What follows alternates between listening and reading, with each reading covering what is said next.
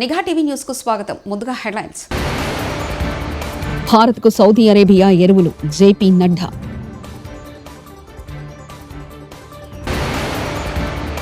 Ramoji film city తెలంగాణలో ఉందని చెప్పేందుకు గర్విస్తున్న రేవంత్ రెడ్డి.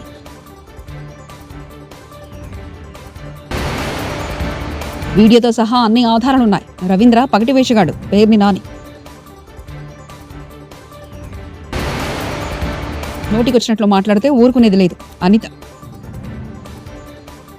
ఖరీఫ్ సీజన్లో ఏర్పడిన కొరతను తీర్చేందుకు సౌదీ అరేబియా భారత్కు ఎరువులు సరఫరా చేయనుంది. కేంద్ర ఎరువులు, రసాయన శాఖ మంత్రి జేపీ నడ్డా ఆదివారం సౌదీ అరేబియాలో పర్యటించారు. అత్యధిక యూరియాతో పాటు ఇతర ఎరువులను ఉత్పత్తి చేసే కిప్కో, ఇతర సంస్థల ప్రతినిధి బృందం, భారతీయ రాయభారి సోహెల్ అహ్మద్ ఖాన్ తో కలిసి రాస్ అల్ ఖైర్ ప్రాంతంలో ఉన్న గనులు, ఎరువుల సంస్థ మాదిన్కు చెందిన ఫ్యాక్టరీని సందర్శించారు. శుక్రవారం రాత్రి సౌదీకి వచ్చిన మంత్రి ఇక్కడ అధికారులు, వ్యాపారవేత్తలతో సమావేశమయ్యారు. ఎరువుల ఉత్పత్తి, సరఫరా తదితరుల వారితో చర్చించారు. యూరియా, ఇతర ఎరువులను దిగుమతి విషయం గురించి మాట్లాడుకున్నారు. రామోజీ ఫిల్మ్ సిటీలో శ్రీమద్ భాగవతం చిత్రీకరణ తెలంగాణకి గర్వకారణమని సీఎం రేవంత్ రెడ్డి అన్నారు. రామోజీరావు ఫిల్మ్ సిటీని అద్భుతంగా నిర్మించారు. రామోజీ ఫిల్మ్ సిటీ దేశంలోనే యూనిక్ స్టూడియో. ఇది తెలంగాణలో ఉందని చెప్పేందుకు గర్విస్తున్నా అని సీఎం చెప్పారు. రామోజీ ఫిల్మ్ సిటీలో జరిగిన శ్రీమద్ భాగవతం పార్ట్ 1 చిత్రీకరణ ప్రారంభోత్సవంలో ఆయన పాల్గొని మాట్లాడారు.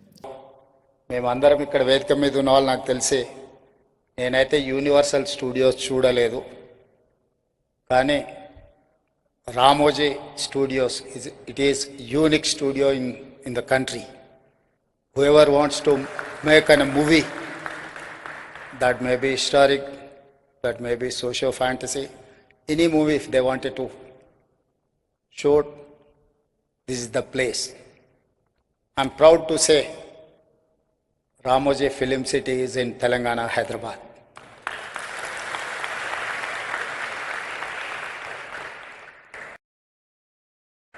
రామాయణం, భాగవతం, మహాభారతం మన జీవితాలలో, మన సంస్కృతిలో, మన సాంప్రదాయంలో భాగం. ఈరోజు తరం మారుతున్న సందర్భంగా ఇలాంటి గొప్ప దృశ్య కావ్యాన్ని తీసి తిరిగి ప్రజలలో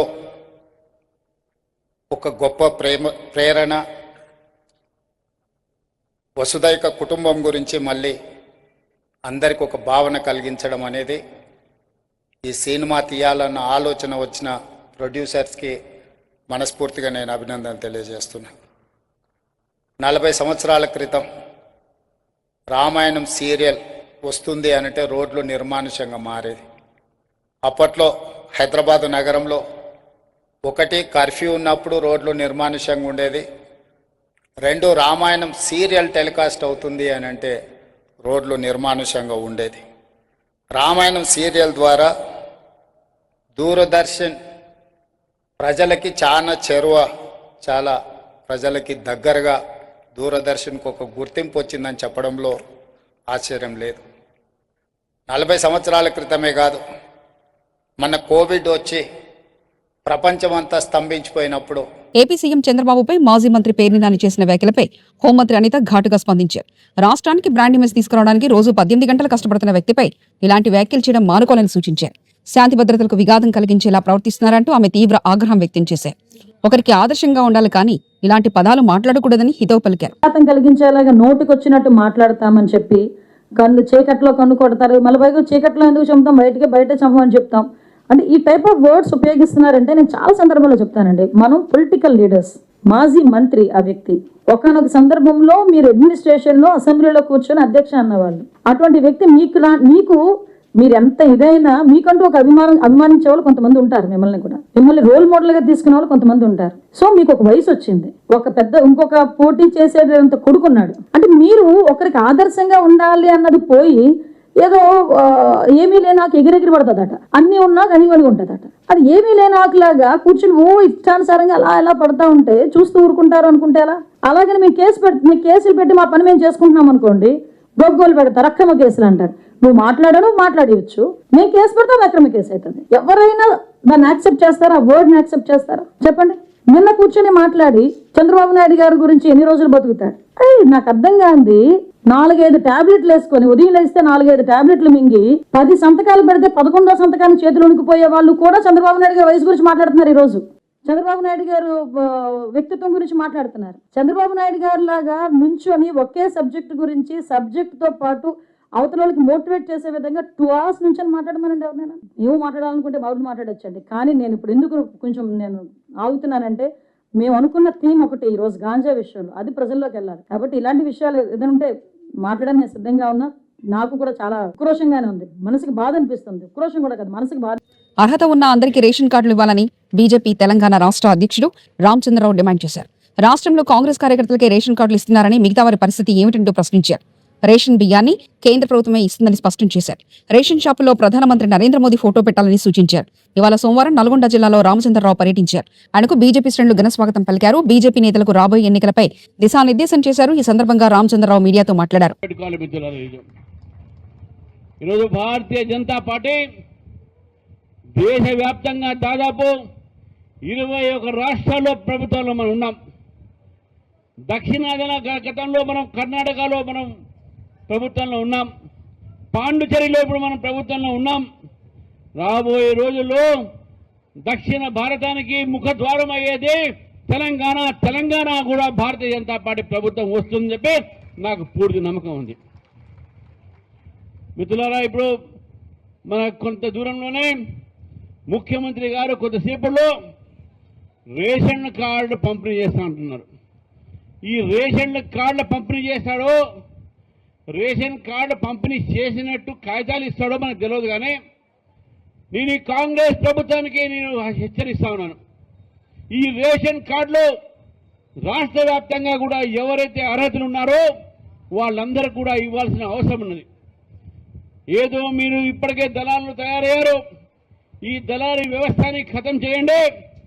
దళారీ చేతిలో రేషన్ కార్డు పంపిణీ మీరు పెడితే బీద వాళ్లకు రేషన్ కార్డు రాదు అనే విషయాన్ని కూడా గుర్తుపెట్టుకోవాలి మిత్రులారా. రేషన్ కార్డు ఇచ్చినట్టు చేసి కాలవ్యాపం చేసేటటువంటి ఒక ప్రభుత్వం చేస్తే భారతీయ జనతా పార్టీ దాన్ని వ్యతిరేకిస్తుందని కూడా చెప్తున్నాను మిత్రులారా.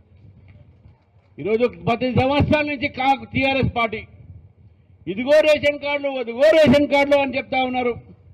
సంక్షేమ పథకాలకు రేషన్ కార్డు కావాలన్నారు. ఒక్కరికి రేషన్ కార్డు రాలేదు. మన సంక్షేమ పథకాలు ఎవరికి వస్తున్నాయని చెప్పేసి ఒక్కసారి మనం ఆలోచిద్దాం. ఏపీలో కేవలం రెడ్ బుక్ పాలన మాత్రమే సాగుతుందన్నారు మాజీ మంత్రి పేర్ని నాని. వైఎస్ఆర్సీపీ నేతలు కార్యకర్తలపై తప్పుడు కేసులు నమోదు చేసి అరెస్ట్ చేస్తే అలా చేసిన వారిని న్యాయస్థానంలో నిలబెడతామని హెచ్చరించారు. కొల్లు రవీంద్ర ఓ పగటి వేషగాడు, వేమిరెడ్డి ప్రశాంత్ రెడ్డి మహానటి అంటూ సెటరికల్ కామెంట్స్ చేశారు. వెంటనే కట్టుకుంది. ఇటన్నిటికీ విజువల్స్ ఉన్నాయి. ఆవిడ బ్యానర్ ఎక్కి ఎగబాకి, బ్యానర్ మీదకి ఎగబాకి ఎక్కి అవి కోసేస్తున్నప్పుడు, అవి పీకేస్తున్నప్పుడు, ఆ పీకిన తర్వాత ఆ క్రమంలో దెబ్బ తగలటం, దానికి కట్టుకోవటం అన్నీ ఆఖరికి తెలుగుదేశం ఛానల్స్తో కూడా రికార్డ్ అయ్యి ఉంది. రికార్డ్ అయ్యి ఉన్న దాన్ని వాళ్ళ కారు వెనక సీట్లో కూర్చుని కారు గుద్దాడని చెప్పని కేసు కడతాం అంటే ఇంతకన్నా దగాకోరు ప్రభుత్వం, దివాలా కోరు ప్రభుత్వం, తప్పుడు కేసుల ప్రభుత్వం, సైకో ప్రభుత్వం ఎక్కడ ఉందా నన్ను ఇప్పటి వరకు చరిత్రలో ఎక్కడా లేదు. ఖచ్చితంగా ఈ సాక్ష్యాలు ఆధారాలతో సహా మా దగ్గర ఉన్నటువంటి విజువల్స్, సాక్ష్యాల ఆధారాలు అన్నింటినీ కలిపి అవసరమైతే సుప్రీంకోర్టు దాకా పోలీసులు ఎవరైతే ఈ తప్పుడు కేసును నమోదు చేసి చర్యలు చేపట్టండి. ఖచ్చితంగా మిమ్మల్ని కోర్టుకి ఏడ్చకపోతే ఈ ప్రభుత్వాన్ని ఎవరైతే ఈ తప్పుడు కేసులో గనక రాము మీద కేసు నమోదు చేసి అరెస్ట్ చేస్తే కనుక మేము వెయిట్ చేస్తాం. మీరు చేయండి. ఖచ్చితంగా న్యాయస్థానాల్లో మిమ్మల్ని నిలబెడతాం అనేది కూడా ఖాయం. మా దగ్గర అన్ని సాక్ష్యాల ఆధారాలు ఉన్నాయి.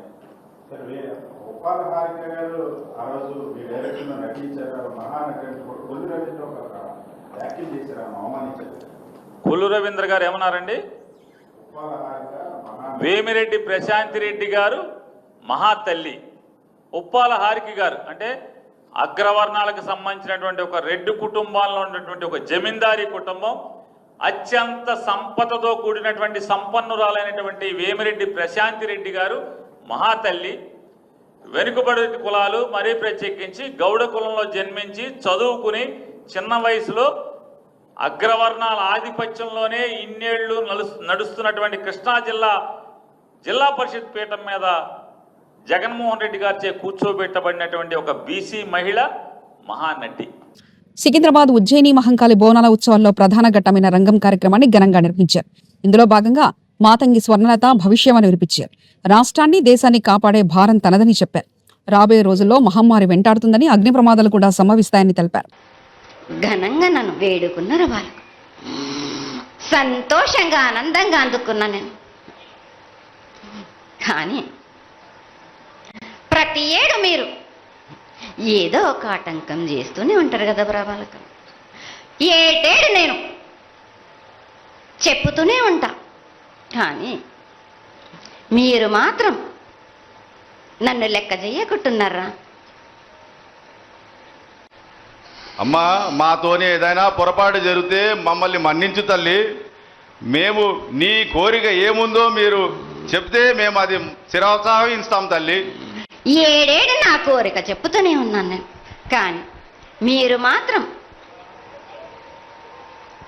నెరవేర్చడం లేదు. అమ్మా, నిన్ను తల్లిగా భావన చేసి ప్రతి ఏటా ఇన్ని లక్షల మంది, ఇన్ని వేలు లక్షల కొబ్బరికాయలు కొట్టి నీకు కావలసినవన్నీ ప్రత్యక్షంగా పరోక్షంగా అన్నీ నీకు సమర్పించి ఎంతో ఘనంగా ఈ యొక్క జాతరని నువ్వు మా తల్లివని అన్ని కులాల వాళ్ళు, జాతుల వాళ్ళు, మతాల వాళ్ళు ఎంతో తృప్తిగా చేస్తూ ఉంటే ప్రతి సంవత్సరం నువ్వు ఏదో ఒక కొరత కొట్టి బిడ్డల్ని ఎందుకు తల్లి బాధిస్తావు?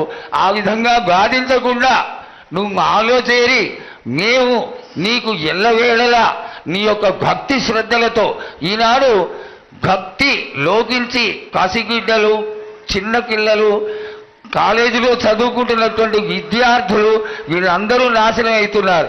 వీళ్ళందరినీ నువ్వు చల్లటి చూపుతో చూసి వాళ్ళందరినీ ఆశీర్వదిస్తావని, ఆశీర్వదించడానికి ఏం పూజలు చేయాలో చెప్పు తల్లి, వాటిని తప్పకుండా చేసుకుంటాం. నా బిడ్డలనందరినీ నేను కడుపులో పెట్టి నేను కాపాడుకుంటున్నాను బాలక్క.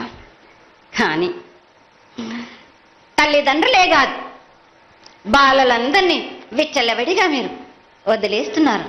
అయినా కానీ నేను మాత్రం కడుపులో పెట్టుకొని కాపాడుకుంటూ వస్తున్నాను. కానీ ఏటేటుగా నాకు బండి గిరంత కాకున్నా కానీ గోరుమంతమంత కానీ నాకు మాత్రం ఇయరా బాలక్క.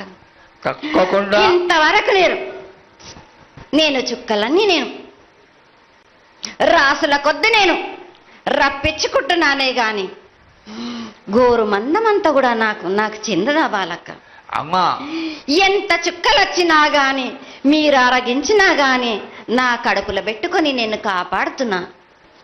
నా పూజలన్నీ నాకు సక్రమంగా జరిపించాలి. బండగిరంతా నేను కోరుకుంటున్నాను గాని అయినా మీరు నా బాలులే అని నేను గోరు మందమంతే కదరా బాలక. నాకు రక్తం చూపించమనిగా అమ్మా, 4 కాళ్ళ పెద్ద జీవం కాకున్నా గాని చిన్నది మాత్రమైనా చూపించలేరా బాలక. అమ్మా, ఏడు నేను ప్రతి ఏడుకి ఏటికేటికి నేను నా కొల్లారికి నేను చుక్కలు రప్పించుకుంటూనే ఉన్నా. నేను అమ్మా, ఇంతవరకు కూడా నాకు చూపించడలే, మీరు అరగించడానికే కదరా బాలక. అమ్మా, నీ ప్రసాదంగా ఆరగిస్తారే తప్ప అది దాని మీద ఉన్నటువంటి వ్యామోహంతో కాదు తల్లి.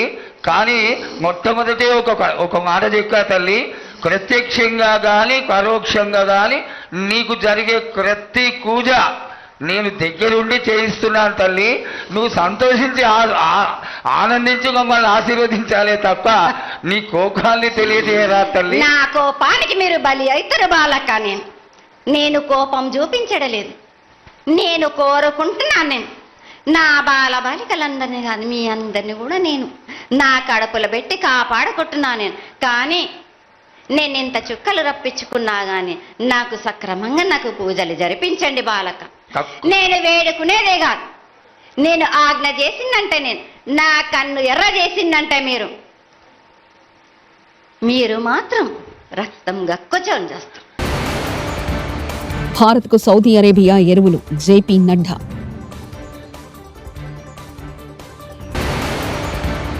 రామోజీ ఫిల్మ్ సిటీ తెలంగాణలో ఉందని చెప్పేందుకు గర్విస్తున్నారు రేవంత్ రెడ్డి.